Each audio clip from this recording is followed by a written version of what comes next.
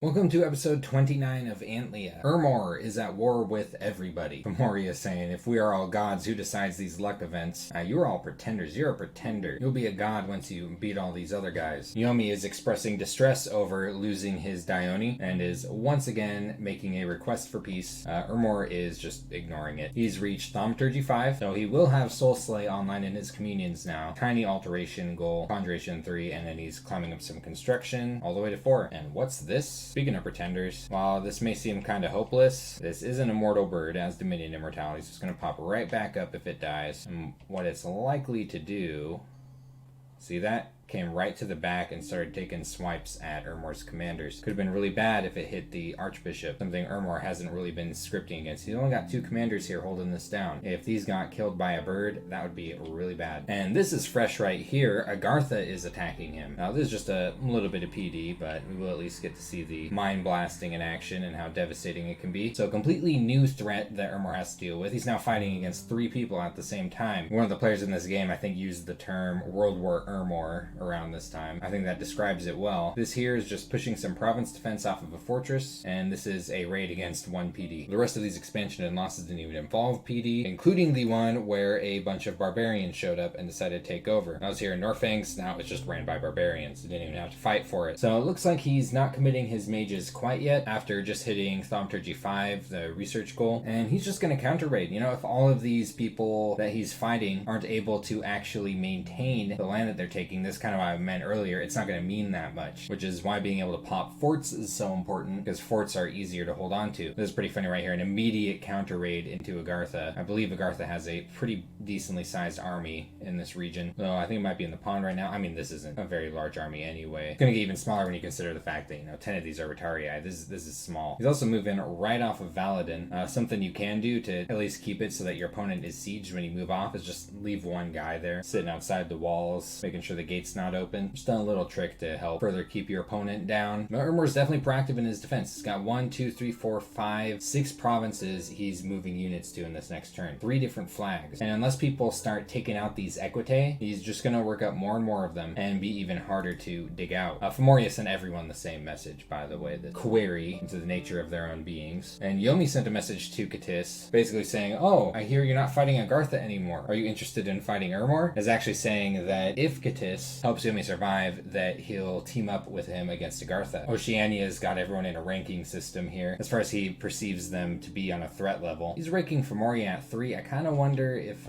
maybe Katis is doing a little bit stronger than Fomoria at the moment. Like, they're about the same size, but Katis is sitting on one more province, a throne, not too bad of a throne, the throne of the moon. Not sure if that precision is going to help him too much, but Katis has a lot of mages, he's got more infrastructure, and his army's looking pretty fat. And most importantly, he's not at war right now. At the present, he's not warring with anyone. Fomoria is. Fomoria is putting resources into fighting Xibalba. So Katis is actually looking pretty strong, at least in my opinion. He just hit Conjuration 4 and Evocation 4 in the same turn. And this is actually, I think, a kind of a big thing. As far as research goes, he's doing a lot better than Fomoria, as Fomoria was forced to use his mages in war, take them out of the lab. Katis has a solid foundation for mid-game research goals. This right here is our big battle for the turn. It's Katis trying to take a throne, but first he had his mercenary assassin come in and unfortunately square up against a wizard. So Terminus here has to fight through 2 guards and lesser earth elemental. Dang, here comes a full-blown earth elemental. Oh man, I was gonna be getting pushed around by trample. Oh, here comes another. Oh my gosh. I mean, he's holding out, to be fair. 3 earth elementals, 2 of them full size, and he's tussling. Problem is, once you smack him, like, he got a 25 HP hit on this earth elemental, but it's just gonna start regenerating that HP right back. This is actually kind of crazy. He's fighting these guys for a long time.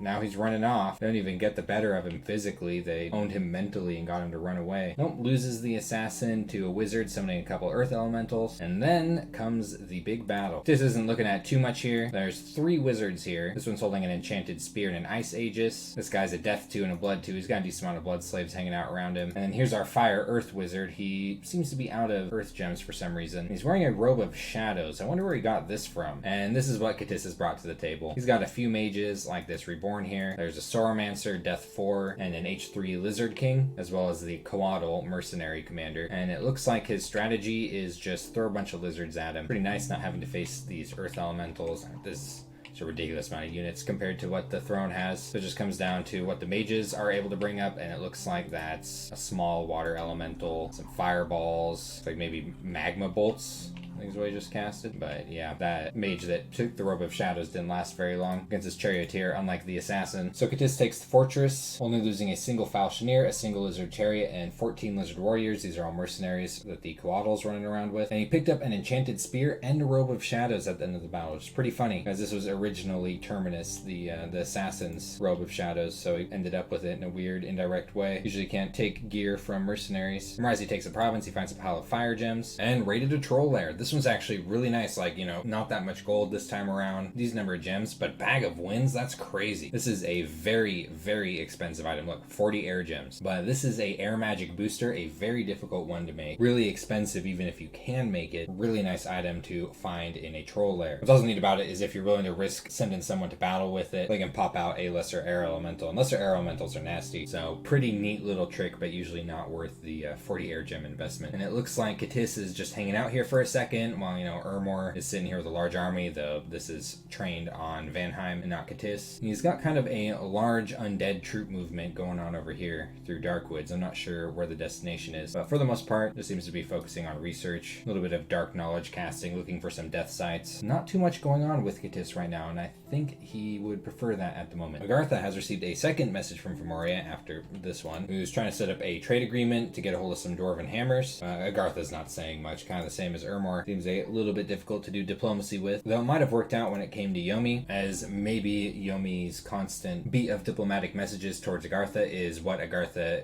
got to switch her attention over to Ermor. Now, she did just reach Evocation 5, so she's going to get some nasty spells online. She checked out what was going on Godwood, saw that there's only a single mage on it for some reason. That's the throne province that Oceania has been pulling mages off and into the ocean for many, many turns. And now she's actually moving her pretender up there, at least in that direction. Like, maybe she's just site searching, but she might be trying to take that out with her pretender, since there's only a single mage on it, though this is a lot of units just numerically. So it does look like she is doing a full-blown invasion of Ermor, moving a ton of stuff onto Nightfall, like a full-blown siege force here, as well as a really nasty raiding party full of Mind Blasters. This isn't going to be something that could be easily pushed off with a few Equite. I'm thinking what's going on up here is going to be a huge hurdle for Ermor to climb over. Also keep in mind that Ermor is counter-raiding these provinces next turn, so Garth is going to be seeing almost nothing but purple flags here, meaning that she might start moving down, who knows, armies from this direction. There's a lot still at this fort here. The 25 Mind Blasters chilling here make the rest of this pretty lethal. And then, of course, there's what's probably the main army sitting over in this pond. This one's got 50 Mind Blasters in it. This is looking a lot harder to stop than what Vanheim has invaded Ermor with. The suspense of this throne is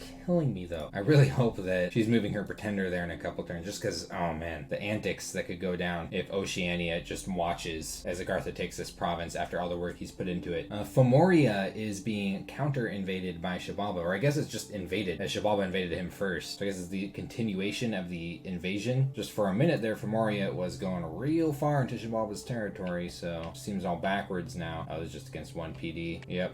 Looks about right. Not even all the ocelotls and bats got onto the ground. And Shabalba did get a hold of this cave this turn. There's just a single PD here. That actually might be a few when it comes to these cavemen. I think the idea is it's going to be really hard to get Shabalba out of this cave, and that's why he wants to hold on to it. And Femoria is doing something really interesting right now. He is spamming Seeking Arrow at Morn. Now let's see what Shabalba's moved into Morn as far as commanders go. Alright, so what he's got here is an A'itz that has 7 HP and his Prophet that has 9 HP. And Femoria is sending 4 of these at these commanders that do 8 armor negating magic damage. This spell could end up being devastating for Shabalba, because Shabalba has a lot of commanders that don't have a lot of HP. Bats they're just weak. Femoria is also doing an attempted sort of counter raid here with a single cavalry commander, which might work if Shabalba leaves this province with 1 or 0 PD. Looks like he's also got a Call of the Winds casting come up. Other than that, yeah, he's just researching, consolidating, building up this massive army. Looks like it's just about entirely Fomorian javelinists. I'm actually pretty worried for Shabalba now that Femoria is starting to spam this spell. If he keeps this up, it's going to be really hard for Shabalba to have commanders without doing some complex stuff like, I don't know, spamming coral blades or something. Femoria is also asking around with Vanheim, looking for trade agreements on dwarven hammers. This time he is getting a response. Really,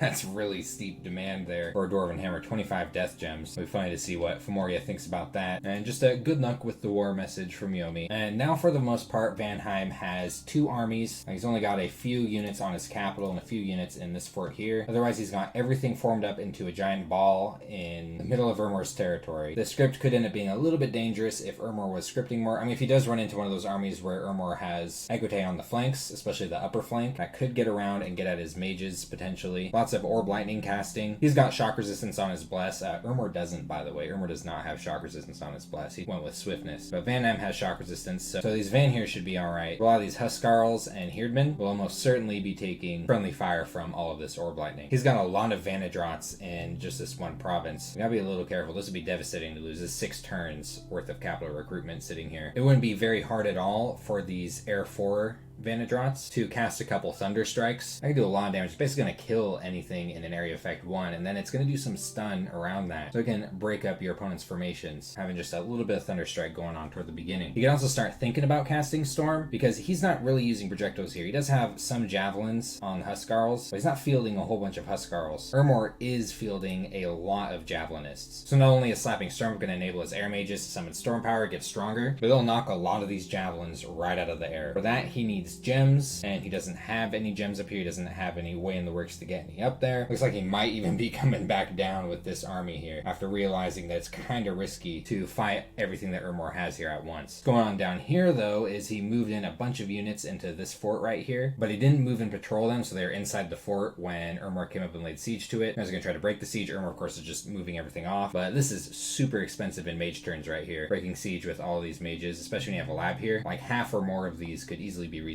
He's doing a lot of forging, though. He's making more lightning spears, so he likes those. And he's making chainmails of displacement. So I don't think I've ever actually built this armor before. That's because it's kind of expensive. This is usually a little more than the amount of gems I want to spend on armor for a light thug like a Van Jarl. But honestly, like, this is good. In most situations, this is going to be better than a fire plate. Like, sure, with a fire plate, they cost 5 fire gems. You've got a morale boost and some fire resistance, but the encumbrance is the same. This actually gives you a defense bonus and has 3 more protection. It just costs a lot of air gems. Pretty cool armor, actually. There's probably situations in the past where I should have used this now that I get a good look at it. Also, this gives, what is this, mirror image? Completely forgot, it has this bonus on it too. A pretty cool set of armor, just a little bit expensive in air gems. And he's making a bunch of them, all with hammers, so he's saving some gems on them. Maybe making them at 8 gems a piece. He's got a lot of air gems right now, so I guess why not? I do think in general I'm going to prefer Armor of Knights, which you need Construction 6 to be able to make, so you can't make it at the moment. That's 5 earth gems for 23 protection, 2 encumbrance armor. So more protection than the chainmail. Displacement doesn't have the fancy mirror image for the defense bonus, but far cheaper, especially with a dwarven hammer. It's only costing 3 earth gems at that point. Much more disposable than an 8 gem item. But I'm so excited to see these in action. I want to see how they do. Yomi has received a message from Katis, basically just wondering how he's doing. And I think Yomi is doing okay, all things considering. Like, this isn't good, but he's got like 6.5 provinces. He's not dead. And Ermor is being attacked from all sides outside of this. So right now, this is a big problem for him, and he's desperately spamming skeletons and corpseman constructs inside this fort to fill it up. This is what's sitting on it right now. A whole bunch of undead, pretty much. Not much else. He's just about to hit evocation level 5. 2 RP away. A couple castings each of Shadow Blast from these mages might actually be pretty damaging to this army down here. Something like a 10th of the population at Holma decided it's just a shitty place to leave. And they just left. Probably ended up in one of Shabalba's provinces. But once Yomi takes care of this army and this army right here, I wonder if Ermor's going to be able to commit anything else. Like, Agartha's pushing in a ton of stuff up from the north. Vanheim's distracting a ton of his attention in the south. Yomi might be good if he can get rid of this army. He doesn't really have a whole lot going on, especially when it comes to units. He is suffering for units. But he has a lot of mages, not a lot of gems that he really needs, nature and death gems. But I think it's only a matter of time before Yomi's going to be able to get rid of this Ermor problem down here. I think the only thing that's going to change that is if one of these wars up here suddenly stops with Agartha or Vanheim. And Shabalba has received a message from Yomi, who's urging him, yeah, take the cave, do it, suggesting that Shabalba could threaten him from attacks inside the cave, making it difficult for Fomoriya to invade him. Now, there's one thing to consider about, the reason that Shabalba took this province is because he could hold it very easily. And that's because his units are really comfortable in pitch black darkness, and not all of Fomoriya's units are that way. So the problem when it comes to attacking from this cave, say defensively, Fomoriya's moving through, is he then gives up that advantage to come out and attack, and then he fights on Fomoriya's terms, which is daylight. Still, mage may just end up being a deterrent. Like, Femoria could just scoop all of this and ignore the cave, which, yeah, Xibalba's building up on it. He's building a palisades, keeping all of his mages here, getting some site searching going. Looks like he's shacking up. But I don't think that having this cave necessarily guarantees that Femoria isn't just going to move right past it into the rest of Xibalba's territory. Though by the time he's threatened with that, he might have a decent amount of stuff summoned behind all this. He's still summoning Sacred Scorpions back here. He's casting Reanimation. Oceania, who's been prodded by Xibalba to maybe enter war with Femoria, is more concerned with Agartha, but is offering item gem support. And it just looks like Xibalba is going to focus on getting this fort built up in this cave. Seems to be where most of his attention is. He is sneaking some blood mages around, probably to blood hunt. And these two guys right here run a serious risk of being arrowed in the next turn. Oceania has received a ton of messages this turn. Really interesting turn of events from this message right here. Katis is saying that he's planning on attacking Femoria within 1 or 2 turns. And I think Katis is in a really strong position to do this, so really scary for Femoria. I was talking about a little earlier how I think Katis is actually doing alright compared to Femoria. So a pretty interesting twist right there. Though Katis has said a couple things about this, I still didn't see this coming. Femoria is saying that the Urmor threat seems to have died down decently, looking for some Thistle Maces, and Yomi is sending him some water gems. I think this is for Rings of Regeneration. And Oceania sees what's going on here with Agartha pinging Godwoods, so he knows that Agartha knows that there's only one mage on this province at the moment. I wonder if he's regretting taking the second Siren off of this province. But he's continuing to attempt moving up into it, this time bringing along several Shamblers for the ride. And he's moving 4 Sirens up into Bayville right now, and is going to start trying to lure away Agartha's commanders. Pretty funny. Oh, just about a declaration of war there. Making more Robe of the Seas, which is pretty expensive for a water boosting item. He was able to research Epic Construction 6. He'll have the Water Bracelet option, which is a lot more spammable at 5 air gems. Oh, he's making a Vine Shield. I wonder if he's going to pass that off to his